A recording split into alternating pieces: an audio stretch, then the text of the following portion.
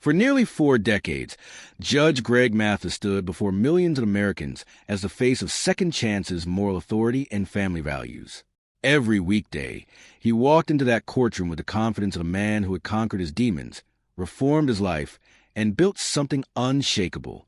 His wife, Linda, was always there, quietly in the background, the woman who helped construct everything he became. Together, they were the picture of perseverance, a love story forged in hardship and sealed by faith. But in August 2024, that picture cracked wide open. Linda Mathis filed for divorce. And suddenly the man who had spent decades lecturing others about responsibility, commitment, and accountability found himself sitting at the center of his own scandal. The headlines were brutal. The rumors were everywhere. And the questions came fast. What really happened? What pushed Linda, a woman who had stood beside Greg through gang affiliations, prison time, bar rejections, and Hollywood controversies, to finally say enough? What did Greg do? And what did the weeks immediately following that filing actually look like behind closed doors? The answers are more complicated, more human, and more revealing than any tabloid headline could contain. This is a real story. To understand why the divorce shook so many people, you first have to understand what Greg and Linda Mathis actually represented, not just the television audiences, but to Black America in particular. Greg Mathis did not come from comfort. He came from Herman Gardens, one of Detroit's most notorious public housing projects, a place that had once been built with hope for working families, but had, by the time Greg was old enough to walk its streets, deteriorated into something far darker. His mother raised 4 boys alone after their father left. She worked multiple jobs, stretched every dollar, and prayed constantly. But the streets had their own gravity, and Greg got pulled in early. By the time he was a teenager, he had racked up more than 20 juvenile arrests. He was dealing heroin, carrying guns daily, robbing homes, and running with the Arrow Flynns, one of Detroit's most feared street gangs. He was shot at 13. He was tried as an adult at 17 for carrying a concealed weapon and sentenced to 9 months in Wayne County Jail. At that point, by every statistical measure, Greg Mathis was headed nowhere good. What changed everything was his mother. She came to visit him in that adult jail, sat across from him behind the glass, and told him 2 things he would never forget. First, that he had embarrassed her. Second, that she had colon cancer and might not have much time left. That combination of shame and grief cracked something open inside him. The judge handling his case gave him a choice: earn his GED or serve his full sentence. Greg chose the GED, was released early, and never looked back with the same recklessness again. Linda re-entered his life during his time at Eastern Michigan University, the institution he enrolled in just months after earning that GED. She was not just a romantic partner. She was a witness to his transformation, someone who saw him before the television cameras, before the law degree, before the national fame.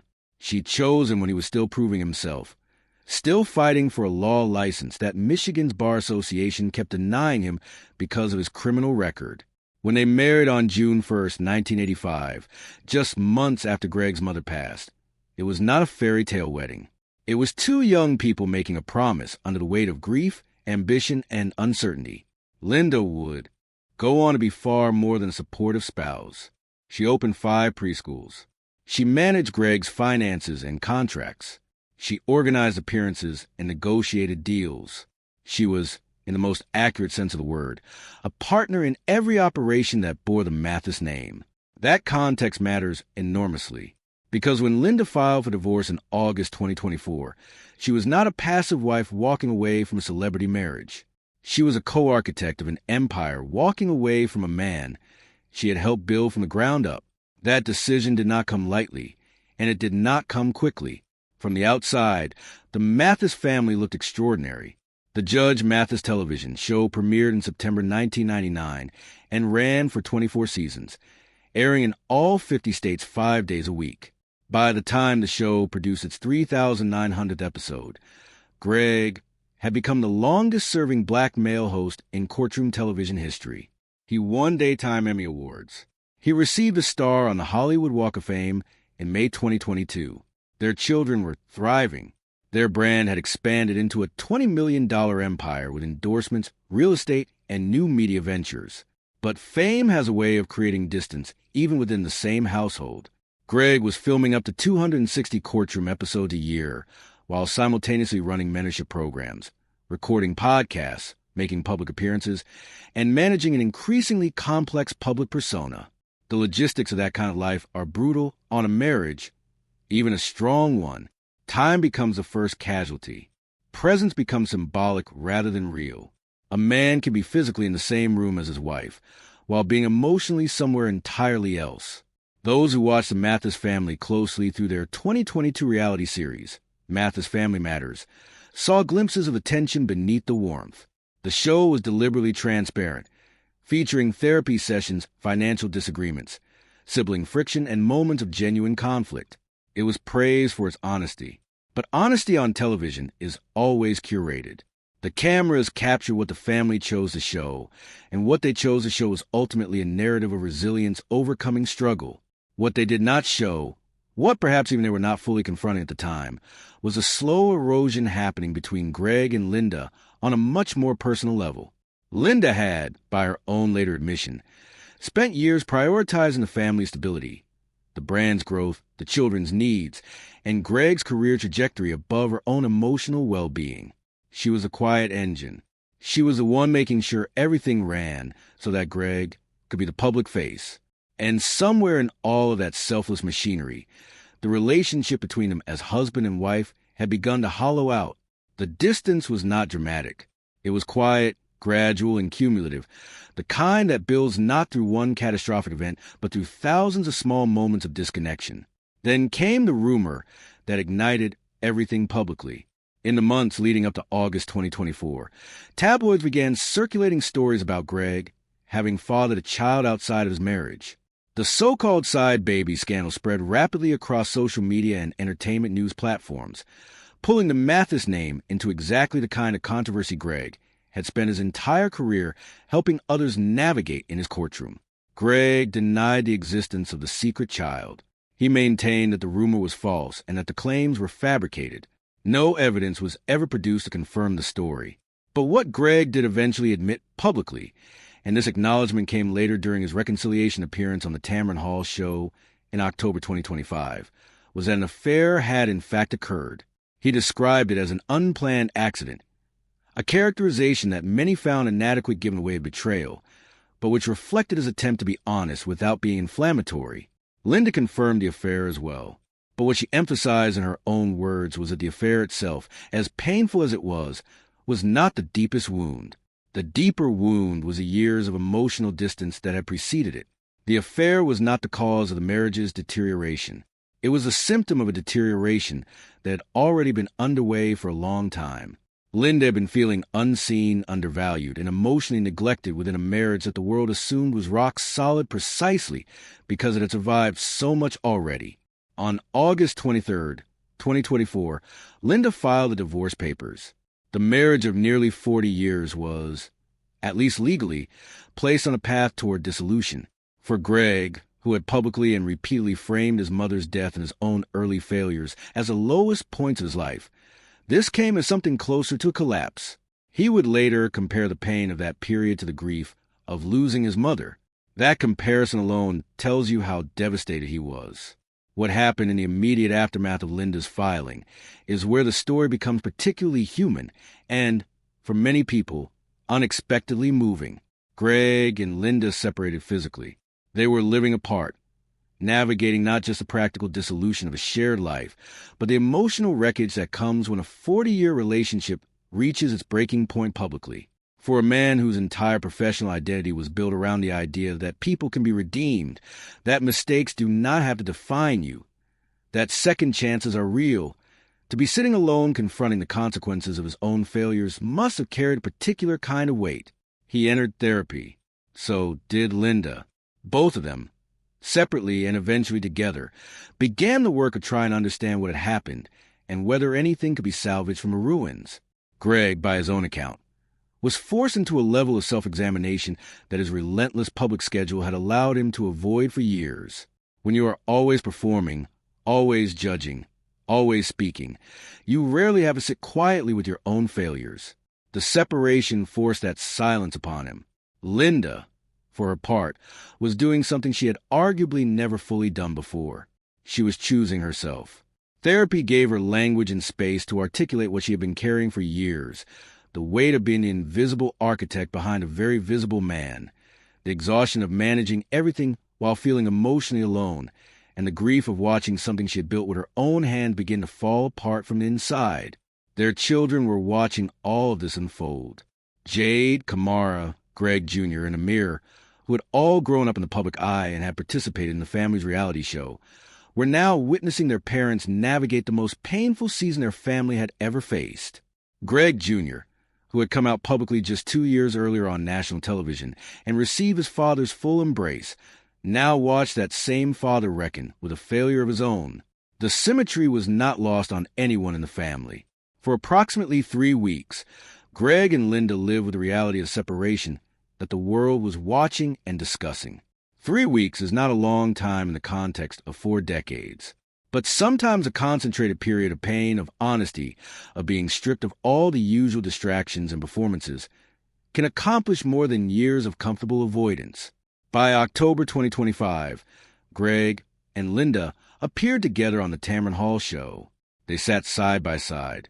They held hands. And they told the truth in a way that surprised many people who had expected either bitter denial or painful confirmation of the worst. Rumors. Greg spoke directly to men everywhere, urging them not to neglect their wives, not to assume that a woman who is strong and steady will always simply absorb the impact of being taken for granted. He acknowledged that his focus had drifted away from his marriage in ways that mattered enormously, and that Linda had paid the price for a neglect that he had not even fully recognized while it was happening. Linda spoke about therapy as a turning point, describing how the process had taught her to prioritize her own healing and well-being in ways she had never allowed herself before. She did not frame the reconciliation as an act of forgiveness that erased the past. She framed it as a choice she made for herself, from a position of greater self-knowledge and self-respect than she had possessed before the crisis. The honesty of that conversation was striking precisely because it did not attempt to repackage their story as simply another triumph over adversity. There was no clean bow on it. They acknowledged real failure. They acknowledged real pain. And they acknowledged that the work of rebuilding was ongoing, not completed. In the aftermath of their reconciliation, Greg and Linda turned toward faith and community in ways that felt authentic rather than performative. They joined church mentorship programs together and launched a ministry focused on helping young men from single-parent households find direction and stability. The parallel to Greg's own origin story was deliberate and powerful. The man who had once been a fatherless child from the projects, who had needed someone to believe in him when every institution had written him off, was now channeling the pain of his marriage's near collapse into service for the next generation of young men facing similar circumstances. By December 2025, they stood together again publicly, not as a perfect couple reclaiming a perfect image, but as two people who had chosen each other again after seeing each other at their worst. Greg Mathis has always been most powerful as a symbol not of perfection, but of imperfection redeemed. His entire story, from Herman Gardens to the Hollywood Walk of Fame, is built on the premise that where you start does not determine where you end, that the mistakes you make do not have to be the final word on who you are. The divorce filing and subsequent reconciliation did not undermine that narrative. If anything, they deepened it. Because the hardest kind of redemption is not the kind that happens when you are young and desperate and have nothing to lose. The hardest kind is when you have built something enormous, when you have everything to protect, and you still manage to damage it through your own failures. And then you have to stand in the wreckage, own it honestly, and decide whether you have the courage to rebuild. Greg Mathis did that. Imperfectly, publicly, and with all of his contradictions on full display. His new show, Mathis Court with Judge Mathis, which premiered in September 2023 on Byron Allen's Allen Media Group network, brought his son Amir on as bailiff, turning the courtroom into a family space once again. By 2025, the show was drawing 2 million weekly viewers. His podcast with Amir, The Mathis Verdict, was breaking down celebrity legal cases with the kind of unfiltered directness that audiences had always responded to when it came to Greg. The empire was intact. The family was battered but standing. And the man himself was still showing up, still telling the truth, still carrying Detroit with him wherever he went. Judge Greg Mathis built his life on the belief that second chances are not just possible but necessary. He has applied that belief to gang members, to drug addicts, to young men sitting in jail cells exactly like the one he once occupied himself. In August 2024, he had to apply it to his own marriage. The divorce filing that shocked his audience was not the end of the story. It was the moment when the truth that had been building for years finally broke through the surface. And what the Mathis family did with that truth, the therapy, the honesty, the reconciliation, the ministry, the ongoing public accountability, turned a private crisis into something that millions of people could see themselves in. Because most people are not fighting to save a $20 million brand or a television legacy. Most people are just fighting to save something they built with someone they love. Something that got damaged not by one dramatic betrayal, but by the slow accumulation of distance and silence and unspoken pain. Greg Mathis looked his audience in the eye and said he had failed his wife and that he was working to be better. For a man who had spent his entire career demanding accountability from others in his courtroom, there is something both sobering and ultimately redemptive about watching him demand it from himself. The boy from Herman Gardens has fallen before. He has always gotten back up. This time was no different. And somehow, that might be the most important lesson he has ever taught.